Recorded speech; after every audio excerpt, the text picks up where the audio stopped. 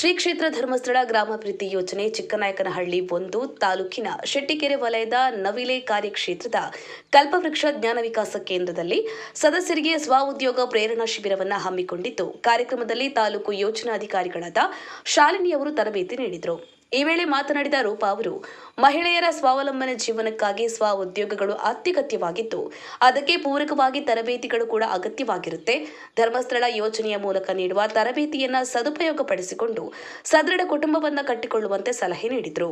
Doctor D Veerendra ಹೆಗ್ಗಡೆಯವರ ಸಮಾಜಮುಖಿ ಕೆಲಸಗಳು ಮಹಿಳಾ ಸಬಲೀಕರಣ, ಮೂಲಸೌಕರ್ಯ ಅಭಿವೃದ್ಧಿಗೆ ಪೂರಕವಾಗಿ ಆರ್ಥಿಕ ವ್ಯವಸ್ಥೆ, ಜ್ಞಾನ ವಿಕಾಸ ಕೇಂದ್ರಗಳ ಸ್ಥಾಪನೆಯ ಉದ್ದೇಶ, ಮಹತ್ವದ ಬಗ್ಗೆ ತಾಲೂಕು ಯೋಜನಾಧಿಕಾರಿಗಳು ಪ್ರಾಸ್ತಾವಿಕ ನುಡಿಯಲ್ಲಿ ಮಾಹಿತಿ ನೀಡಿ ಯೋಜನೆಯ ಕಾರ್ಯಕ್ರಮದ ಬಗ್ಗೆ ತಿಳಿಸಿದರು. ಬಳಿಕ ಸಾರಿಕುಚ್ಚು, ಬಾಗಿಲು ತೋರಣ, ಮ್ಯಾಟ್ ತಯಾರಿಸುವ ಕುರಿತು ತರಬೇತಿಯನ್ನ ನೀಡಲಾಯಿತು. ಈ ವೇಳೆ ಒಕ್ಕೂಟದ ಅಧ್ಯಕ್ಷರಾದ ರೇಣುಕಮ್ಮ, ಹಾಲು ಉತ್ಪಾದಕರ ಸಹಕಾರಿ ಸಂಘದ ನಿರ್ದೇಶಕರಾದ ಶೈಲಾ, ರಾಧಾ, ಲತಾ, ಜ್ಞಾನ ವಿಕಾಸದ ಸಮನ್ವಯಾಧಿಕಾರಿ ಕವಿತಾ, ಸೇವಾ ಪ್ರತಿನಿಧಿ ಜಯ, ಶೀಲಾ, ಮಲ್ಲಿಗೆಯಮ್ಮ ಹಾಗೂ ತಂಡದ ಎಲ್ಲ ಸದಸ್ಯರು ಉಪಸ್ಥಿತರಿದ್ದರು.